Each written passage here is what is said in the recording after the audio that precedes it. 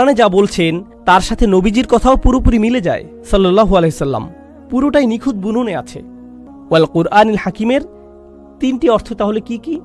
প্রজ্ঞা, এটা হুকুম দেয়, আর নিখুঁত বুননে বিদ্যমান। সবকিছু একে অপরের সাথে নিখুঁতভাবে সংযুক্ত, কোনো শিথিলতা নেই এখানে। এমন কোনোই শব্দ নেই যেটা ভুলে পড়ে গেছে। সবকিছু গাঁথনি নিখুঁত, একদম ঠিক অবস্থানেই আছে। অতিরিক্ত নিখুঁত এই কোরআন। এই সব কিছুই আবার অন্য কিছুর প্রমাণ। এগুলো কিসের প্রমাণ? প্রমাণ এটাই যে কোনো সন্দেহ নেই আপনি অর্থাৎ মুহাম্মদ সাল্লাল্লাহু আলাইহি সাল্লাম নিঃসন্দেহে যাদের পাঠানো হয়েছে আপনি তাদের একজন। এই কোরআনই চূড়ান্ত প্রমাণ যে এটা আপনার নিজের বানানো কিছু নয়। কোনোভাবেই এটা আপনার নিজে নিজে করা সম্ভব না। এখন আমাদের বুঝতে হবে কেন এই প্রমাণ। কারণ একজন মানুষের তুলনায় কোরআনের প্রজ্ঞা অতিরিক্ত বেশি, এটা অসম্ভব। এর মধ্যে কর্তৃত্বের অবস্থান হতে হুকুম এতই বেশি যে কোনো একজন মানুষের পক্ষে তা সম্ভব নয়। বছরের পর বছর, দিনের পর দিন নিজেকে আরও বেশি বিপদে কোনো মানুষই ফেলে না।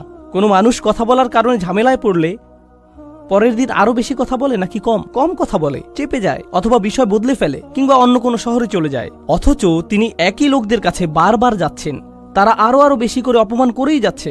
শুধু আপনি চান বলে এমন করছেন তা হতেই পারে না।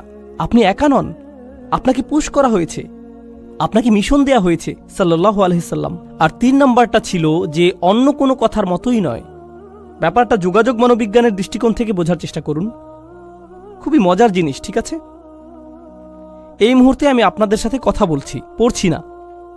কিন্তু যদি কোনো তাফসিরের বই খুলি, বা ধরুন গুগল গ্লাস পরে আছি, লেখাগুলো স্ক্রল করছে চোখের সামনে, সেখান থেকে তাফসির পড়ছি, বা শেক্সপিয়ারের কিছু মুখস্থ করেছি, সেটা আপনাদের মুখস্থ বলছি, আপনারা কি বুঝবেন না যে ওটা আমার বক্তব্য নয়? কি বুঝতে পারবেন না যে ওটা আসলে আমার কথা বলছি না, বরং পড়ছি? বুঝতে পারবেন তো? কারণ আমি যেভাবে কথা বলি, যেভাবে শেক্সপিয়ার কথা বলে, বা যেভাবে সংবিধান কথা বলে, বা আমার নিজের রচনা যেভাবে বলে, সবই ভিন্ন ভিন্ন। বরং আমি যেভাবে কথা বলি সেভাবে তো লিখিও না। আমার লেখাগুলো তো আরও অনেক বেশি ফর্মাল, আর যখন কথা বলি সেটা অনেক ইনফর্মাল। নবী সাল্লাল্লাহু আলাইহি সাল্লামের কাছে কি কাগজ আছে? না। আর থাকলেও কিছু যায় আসে না, কারণ জানেন যে তিনি পড়তে পারতেন না।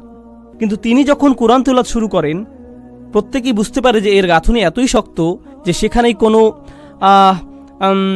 আচ্ছা, আবার রিপিট করি, এমন কিছুই নেই। মানুষের কথার তুলনায় কোরআন অতিরিক্ত নিখুঁত। তিনি বলছেন না, অন্য কেউ এটার রচয়িতা।